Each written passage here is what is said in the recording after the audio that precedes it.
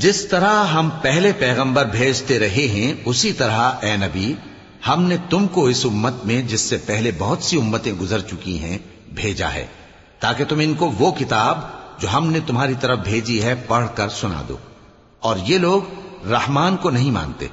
کہہ دو وہی تو میرا پروردگار ہے، اس کے سوا کوئی معبود نہیں، میں اسی پر بھروسہ رکھتا ہوں اور اسی کی طرف رجوع کرتا ہوں۔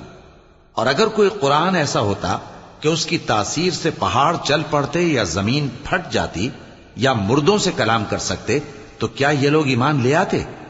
بات یہ ہے کہ سب باتیں اللہ کے اختیار میں ہیں، تو کیا مومنوں کو اس سے اطمینان نہیں ہوا کہ اگر اللہ چاہتا تو سب لوگوں کو ہدایت کے رستے پر چلا دیتا؟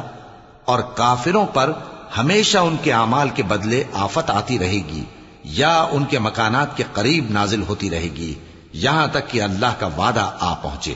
بے شک اللہ وعدہ خلاف نہیں کرتا۔